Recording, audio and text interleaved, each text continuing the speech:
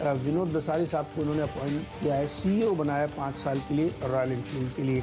ये नया इंडक्शन है जो नया लेके आए मैनेजमेंट, ये उससे हमें लगता है कि पॉजिटिविटी आएगी। स्टॉक ऑलरेडी काफ़ी करेक्ट हो चुका है ऊपर लेवल से, खरीदारी करके चलना चाहिए। इन लेवल्स पे ये स्टॉक को अब आप आगे आने वाले क्वार्टर्स के लिहाज से मुझे लगता है खरीदारी करनी चाहिए। सब लोग शॉर्ट पोजीशंस बनाकर गए थे, लेकिन अब आप देखिए आयशर मोटर्स 4% की तेजी के साथ कामकाज कर रहा है। तो हम कहते हैं मॉर्निंग्स विद सीएनबीसी आवाज।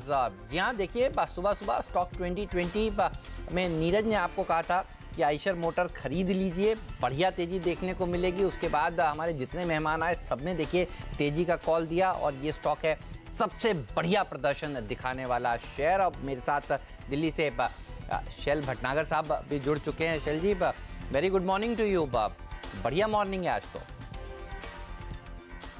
जी हाँ हेमंत जी, आपको बहुत बहुत शुभ प्रभात। देखिए बाज़ार में बड़ी ज़बरदस्त जो प्रदीप जी बता रहे थे, एक ख़रीदारी का दौर आ रहा है नीचे लेवल से। तो हमने सेंसेक्स और बैंक निफ्टी में तो हाई लगवा ही दिया है। अब बारी सिर्फ निफ्टी की है और देखिए प्रभु की कृपा रही तो इस हफ्ते हो ही जाना चाहिए। 2-3 बड़े अच्छे stocks mid cap banking space में बड़े अच्छे चल रहे हैं। Union bank, bank of India और पंजाब नेशनल बैंक। थोड़ी बहुत सेलिंग देखी जा रही है एफएमसीजी स्पेस में, जहाँ पे हिंदुस्तान यूनिलीवर, आईटीसी और ब्रिटानिया दिन के सबसे न्यूनतम स्तर पे चल रहे हैं। लेकिन ये बाज़ार का चलन है, कहीं पैसा आता है, कहीं से पैसा जाता है, पैसे की क्वांटिटी उतनी ही है। तो उस तरीके से सेक्टोरल रोटेशन हो रहा है।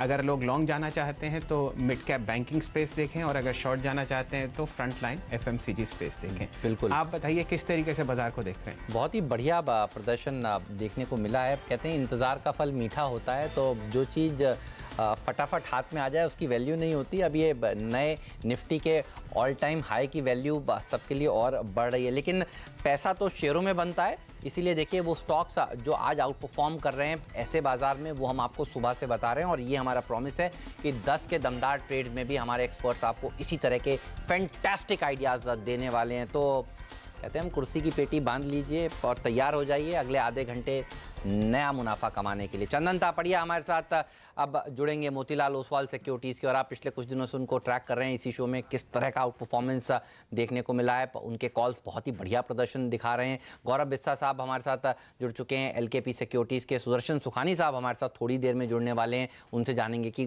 कौन से शेयरों पर उनका ध्यान तेजी या मंदी का है। लेकिन शुरुआत कर देते हैं चंदन जी के साथ। चंदन जी बताइए, मार्केट पर ध्यान और कौन से स्टॉक्स 10 के दमदार ट्रेड्स में आप लेकर आए?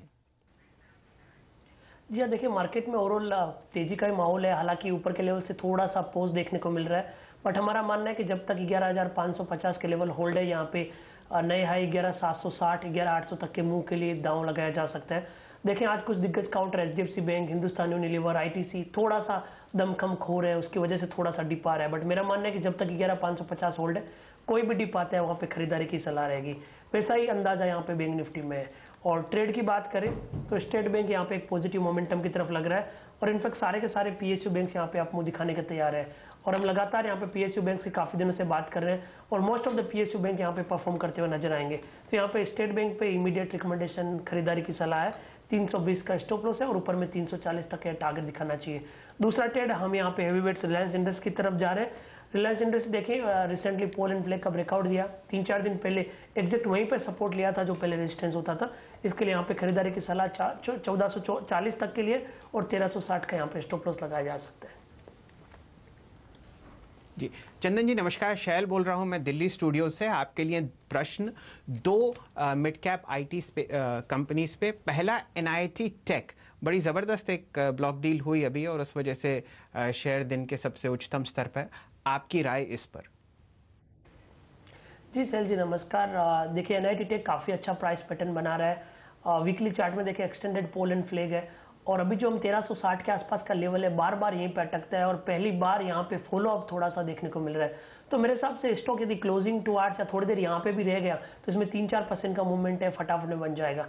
तो एक मेजर सप्लाई एरिया के आसपास स्टॉक आ चुका है, और यहाँ पे थोड़ा सा भी होल्ड किया तो 1390 और 1400 तक के लेवल दूर नहीं है। तो मेरे हिसाब से यहाँ पे लेना चाहिए। और यहाँ पे होल्ड किया तो जरूर यहाँ पे कन्विक्शन और बढ़ जाएगा और ट्रेडिंग के लिए यहाँ पे 1335 का स्टॉप लॉस लगा के ट्रेड किया जा सकता है। दूसरा, आप दूसरे आईटी की बात करें तो मेरा मानना है कि स्लो एंड स्टडी सारे आईटी काउंटर में बाइंग होनी चाहिए। इन्फोसिस है, माइंडट्री है, इनमें भी यहाँ पे पॉजिटिव रुझान बनते हुए नजर आ रहे हैं। जी, ये प्रश्न आपके लिए Gaurav ji, mid cap banking space में अगर इन तीनों स्टॉक्स में से आपको सबसे ज़्यादा पसंदीदा कौन सा है? पीएनबी, बैंक ऑफ इंडिया और यूनियन बैंक? Good morning. अगर बात की जाए इन तीनों बैंक्स में कौन सा अच्छा है, पीएसयू बैंक्स में कौन सा अच्छा है, तो पीएनबी अच्छा लग रहा है। रीज़न इसमें ये है कि कंसिस्टेंट इसमें लॉन्ग्स बन रहे हैं, ऐसा नहीं है कि दूसरे स्टॉक्स में नहीं बन रहे हैं, लेकिन जो मोमेंटम है थोड़ा क्लीन पीएनबी में लग रहा है। काफ़ी समय पिटाई हो चुकी थी और एक कंसोलिडेशन जो उसका था उसके बाहर ही उभरते हुआ आ रहा है, तो यहाँ से 5 to 7% आपको देखने मिल सकता है। जो सबसे बड़ा इसका जो फैक्टर रहेगा इन्फ्लुएंस के लिए वो ऑब्वियसली आरबीआई पॉलिसी ऊपर निर्भर करेगा, लेकिन ओवरऑल अगर आप देखें उस इवेंट को अगर साइड में रख दरकिनार कर दें तो मुझे लगता है पीएनबी एक है जहाँ पे लोगों की नज़रें होनी चाहिए। अगर ये सस्टेन होता है करंट लेवल्स तो यहाँ से आपको 5-7%, 8% के लेवल्स आपको देखने मिल सकते हैं। बिल्कुल, तो पीएनबी पर रखिएगा नज़र। पहला सौदा में भी हम इसका जिक्र कर रहे थे। पीएनबी, एसबीआई, ये सब आपके रडार पर होने चाहिए। और ये शेयर देखिए कई सालों तक का साइडवेज दबाव के साथ रहे हैं और अब मार्केट वही ढूंढ रहा है जहाँ पर वैल्यू बनती हुई दिख रही है। लेकिन आपको कौन से शेयर पसंद हैं गौरव? आपके पिक्स दीजिए आज के लिए। ये पहला जो रिकमेंडेशन है वो आईटी स्पेस में होगा। जैसे भी आप कुछ देर पहले चर्चा कर रहे थे कि मिड कैप आईटी स्पेस थोड़ा सा बेटर लग रहा है। उसमें एक टेक महिंद्रा है, यहाँ पे हमने देखा है कि एक फॉल देखने मिली 810, 815 से। एक गैप जो उसने फिल किया है आज 760, 755 के आसपास में, और वहाँ से एक बाउंस बैक आई है। आज भी तकरीबन 1.5-2% के लॉन्ग्स बने हैं, स्टेबल नेम हो रहा है यहाँ पे। तो आप 778 के स्टॉप से आप बाय कर सकते हैं। ऊपर में 810 का इसमें टारगेट होगा। दूसरा है hero motor. Overall auto space जो मैंने आपके चैनल में पहले भी कहा कि काफ़ी एक रोबस्ट लग रहा है ऑटो स्पेस ये सीरीज़ के लिए। यहाँ पे हीरो मोटर्स आप देखेंगे तो एक अच्छा इसमें करेक्शन देखने मिला था। अगर ऐसे शॉर्ट पोजीशंस बने थे, लेकिन अब पिछले 2 दिनों में थोड़ा एग्जॉस्शन देखने मिला है शॉर्ट्स में। एक इमीडिएट सपोर्ट एरिया जो है 25-20, 25-25, वहाँ से एक बाउंस बैक दिखा है। तकरीबन 4% के लॉन्ग पोजीशंस देखने मिले हैं। तो यहाँ पे जो बाउंस बैक है, अगर हम सिर्फ शॉर्ट कवरिंग की बात करें तो वो भी आपको 5-7% के भी लेवल्स दे सकते हैं। लेकिन अगर सिर्फ 2 दिन की बात की जाए या आज या कल तक के लिए तो 2670, 2700 के लिए आप बाय कर सकते हैं। कोई डिप अगर देखने मिले तो आप बाय कीजिए। 25-30 का इसमें स्टॉप लॉस होगा। चलिए, 25-30 का इसमें स्टॉप लॉस। ये हम हीरो मोटर्स की बात कर रहे हैं। चंदन जी, ये प्रश्न आपके लिए। हम लोग पिछले 3-4 दिन से चता रहे हैं अपने दर्शकों को और व्यूअर्स को कि मिड कैप बैंकिंग स्पेस में बड़ी तेज़ी है। सिंडिकेट बैंक देखिए दिन के उच्चतम स्तर पर, और एक्विटास जो एनबीएफसी स्पेस में है, इन दोनों में शायद थोड़ी बहुत बाइंग दिख रही है और ओपन इंटरेस्ट का भी काफ़ी इजाफा है। आपकी राय इस पर? जी देखिए, दोनों काउंटर में अच्छा खासा मूवमेंट है और इनफैक्ट सारे पीएसयू काउंटर्स पे हम लगातार काफ़ी दिनों से बात कर रहे हैं। सिंडिकेट की बात करें तो 42 हाफ के ऊपर इसने एक मेजर वीकली और डेली में ब्रेकआउट दिया था और उस लेवल के ऊपर 2 दिन से होल्ड कर रहा है। फॉलोअप भी यहाँ पे देखने को मिल रहा है। तो मेरे हिसाब से यहाँ पे अब लगभग 42 हाफ, 43 का सपोर्ट बन के ऊपर में 4950 तक के टारगेट यहाँ पे बनते हुए नजर आएंगे। तो काफ़ी अच्छा consolidation breakout with strong buying and delivery volume देखने को मिला है। तो पॉजिटिव मोमेंटम यहाँ पे बरकरार रहेगा।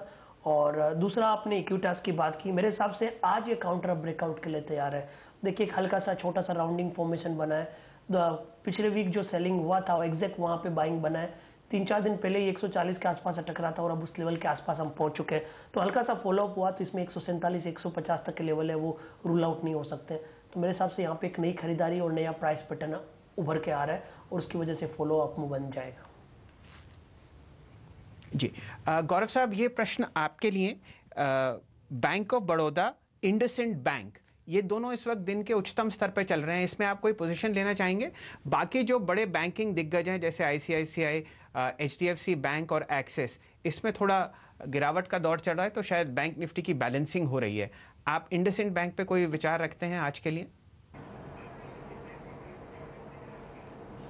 देखिए यहाँ से तकरीबन 1760 जो अभी चल रहा है वहाँ से थोड़ा सा एक बाउंस बैक देखने मिल सकता है, लेकिन अगर आप पूछें कि यहाँ पे फ्रेश लॉन्ग्स करना वर्थवाइल है कि, तो मुझे नहीं लगता है। इसमें रीज़न ये है कि ऊपर में तकरीबन 1800 के आसपास में 1795 1800 के आसपास में काफ़ी स्ट्रॉन्ग रेजिस्टेंस है और जिसके सपोर्ट्स आ रहे हैं वो 1710 के आसपास में आ रहे हैं, तो एक मिडल ऑफ द रेंज में है। तो यहाँ पे फिलहाल पोजीशन बनाना मेरे हिसाब से रिस्क वॉट फेवरेबल नहीं है। अगर किसी को बनाना तो आप ऑप्शन के जरिए अगर प्ले करना चाहे तो प्ले कर सकते हैं, क्योंकि जैसा आपने कहा कि थोड़ी बैलेंसिंग हो रही है प्राइवेट स्पेस में, तो वही सबसे अच्छा है। बट ओवरऑल अगर देखा जाए कि फ्यूचर्स में लेना हो या किसी को इंट्राडे कैश में लेना हो तो रिस्क वॉट उतना फेवरेबल नहीं है।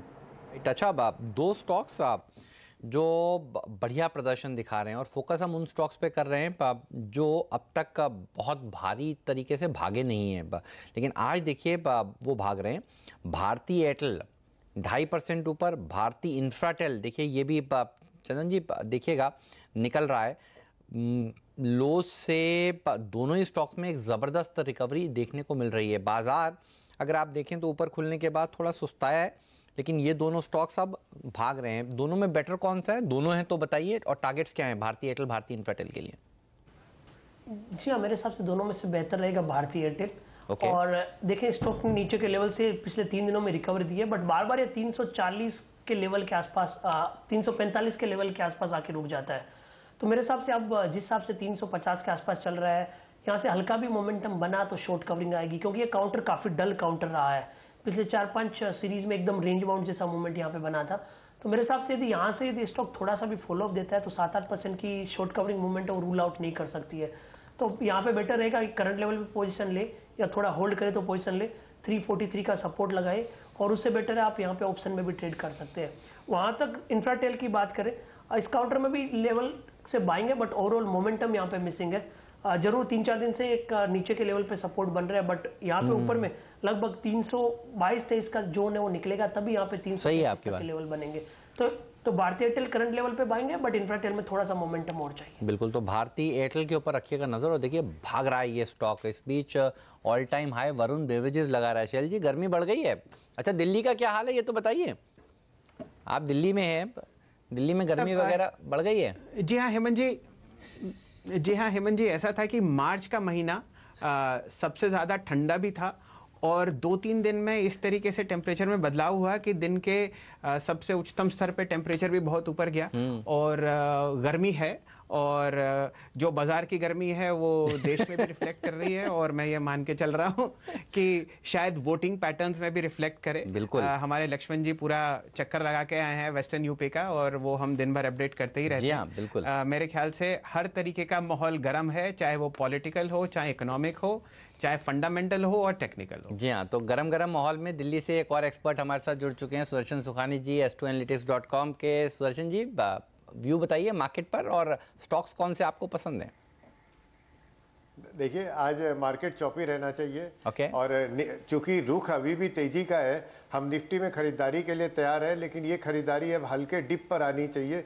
लगभग 11,630 640 का स्तर आए निफ्टी में, अगर आए नीचे तो वहाँ पर आप निफ्टी खरीदिए, और ना आए तो फिर आज चौपी मार्केट में प्रवेश न करें।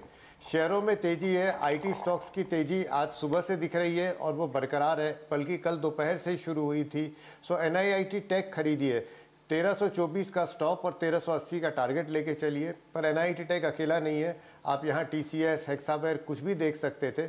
अभी इस समय NIIT टेक की बात हम कर रहे हैं, पर IT का सेक्टर ही ठीक है, खुशहाल है। साथ में टाटा ग्लोबल बहुत दिनों बाद धीरे धीरे करके अपने करेक्शन से एक छोटे से बियर मार्केट से निकल के ऊपर जा रहा है। तो टाटा ग्लोबल में खरीदारी बनती है 207 का स्टॉप और 219 का टारगेट लगा के।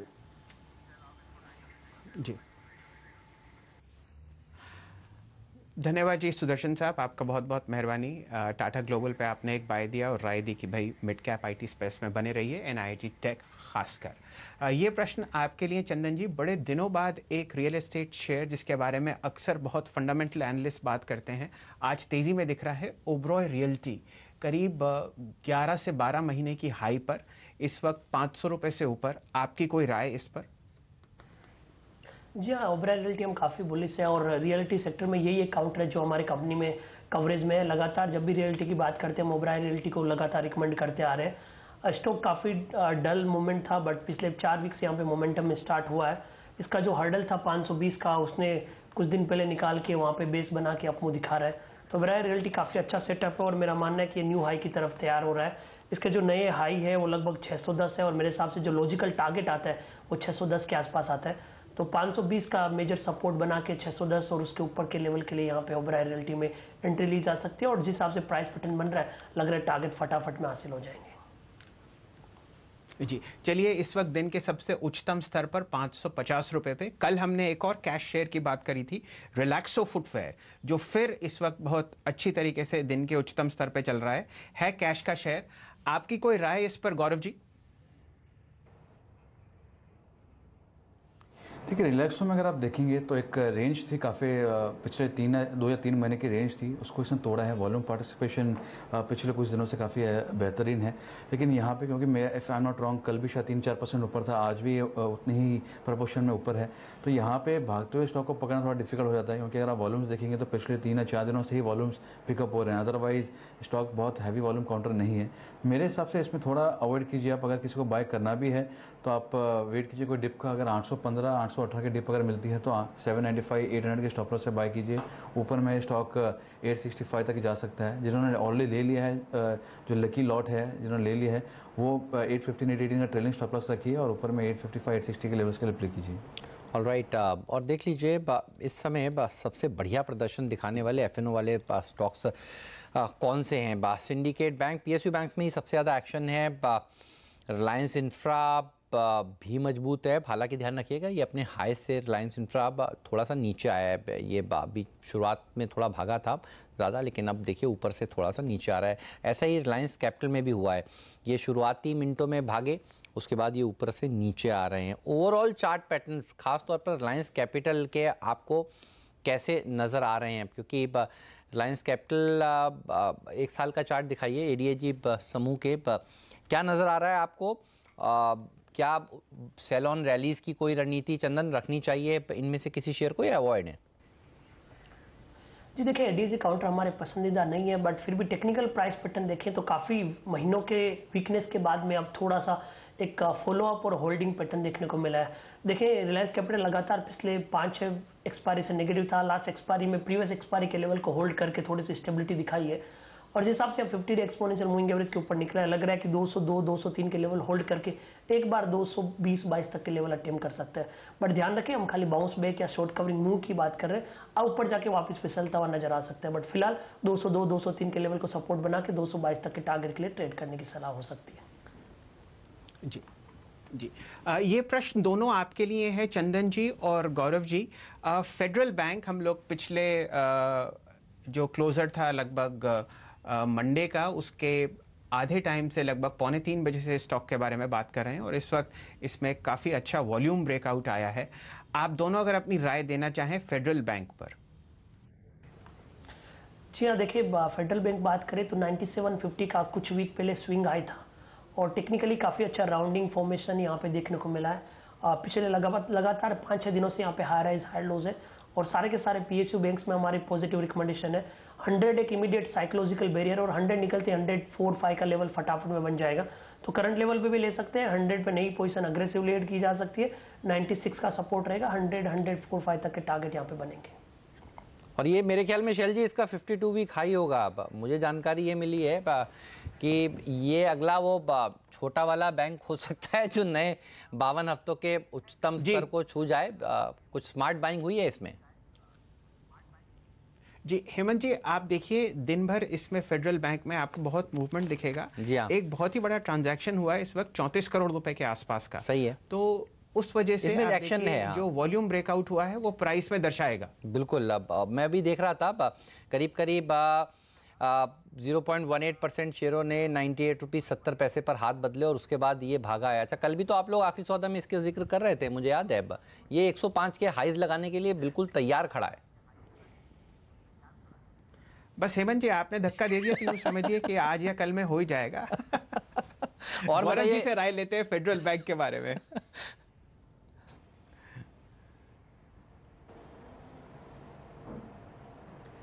गौरव जी, आपकी कोई राय फेडरल बैंक पर? देखिए, मैं इसमें बाई की सलाह दूंगा। मैं ये एक बार 100 का लेवल पार कर ले, जैसे अभी चंदन कह रहे थे कि कुछ देर पहले कि 100 का एक इमीडिएट हर्डल है, वो अगर एक बार पार करता है तो ये स्टॉक एक बार 108 110 के लेवल आपको दिखा सकता है। और जैसे अभी चर्चा आप कर रहे थे कि मिड साइज बैंक्स में एक ये one of the best performing stocks हो सकता है अपनी सीरीज़ का। 98 पे आप ले सकते हैं, लेकिन थोड़ा रिस्क रिवॉर्ड इतना फेवरेबल नहीं रहेगा, क्योंकि 100 का एक अच्छा खासा हर्डल है, काफ़ी कंफर्टेबल राइटिंग हो रही है 100 के कॉल ऑप्शन में।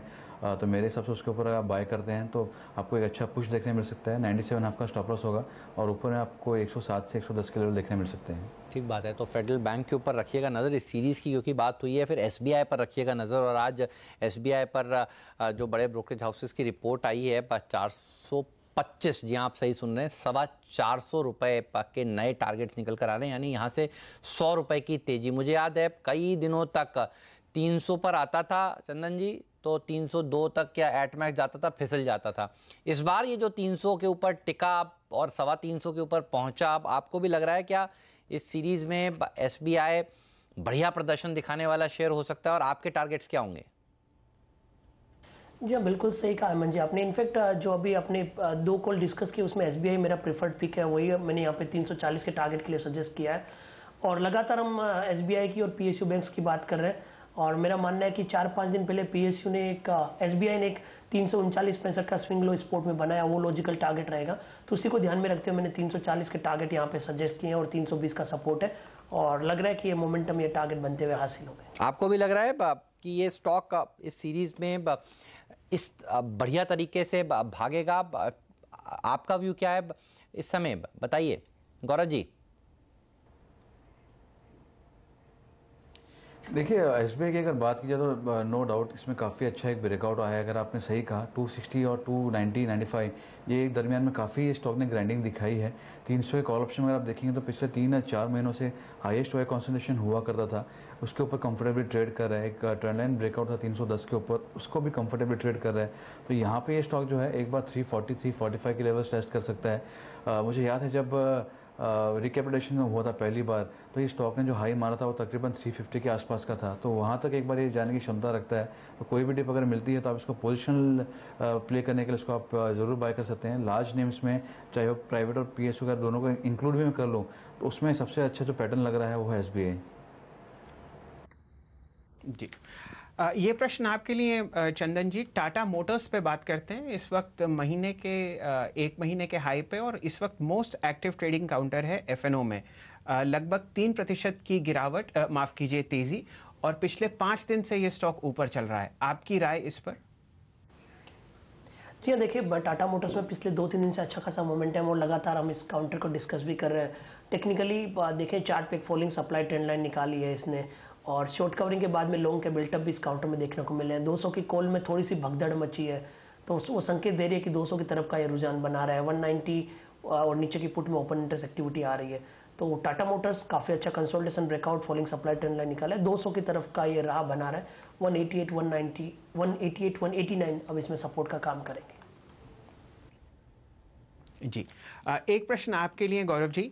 पिरामल एंटरप्राइजेज लगभग 3% की गिरावट, फ्यूचर्स में सबसे बड़ा लूजर, लगभग 2632 रुपये पे। इस पे आप कोई अपनी राय रखते हैं आज के लिए या आने वाले 1 हफ्ते के लिए?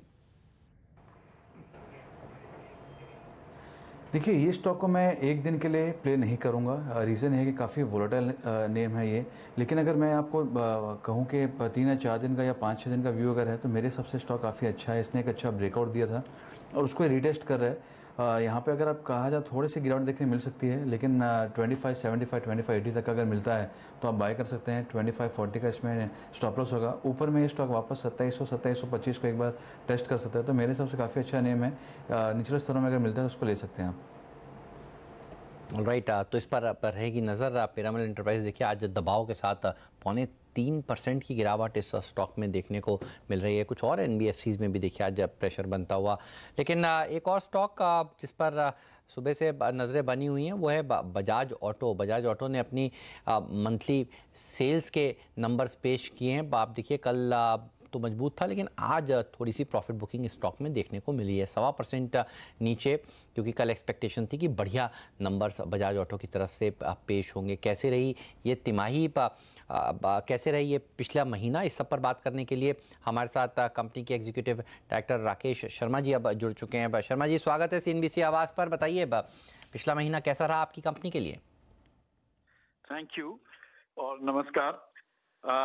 महीना, क्वार्टर और साल तीनों ही काफी अच्छे रहे हैं और ये साल जैसे आप जानते हैं कि फर्स्ट हाफ बढ़िया था इंडस्ट्री के लिए, सेकंड हाफ में थोड़ी सी इंडस्ट्री में काफी स्लो डाउन हुआ, लेकिन इसके बावजूद हम लोग ने इंडस्ट्री को आउट परफॉर्म किया है और एक हिस्टोरिक माइलस्टोन अचीव किया है 5 मिलियन यूनिट्स का। ये हाईएस्ट एवर सेल है हमारी और एक्सपोर्ट्स भी हाईएस्ट एवर है और डोमेस्टिक 3 व्हीलर्स भी हाईएस्ट एवर है।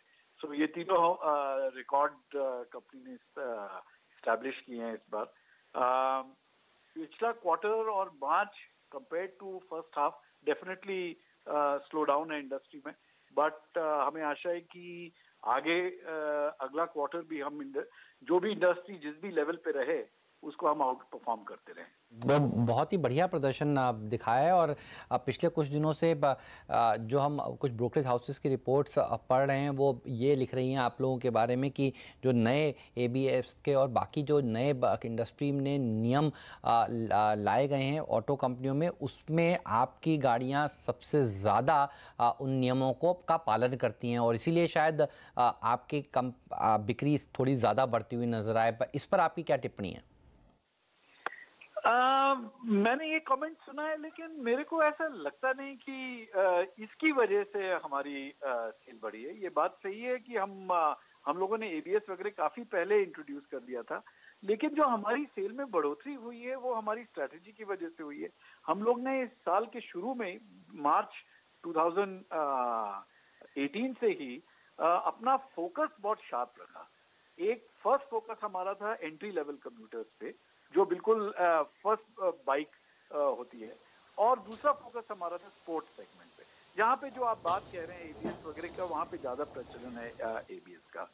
तो हम लोगों ने इन दो सेगमेंट्स में नए नए प्रोडक्ट पेश किए, इन दो सेगमेंट में हमने अपनी पूरी एडवर्टाइजिंग फोकस करी, इन दो सेगमेंट में हम लोगों ने पूरा अपना सेल्स प्रमोशन बजट वगैरह किया। तो ये चीजें हमने स्प्रेड नहीं की पूरे सेगमेंट्स में, तो इसकी वजह से फोर्स हमारा फोकस था।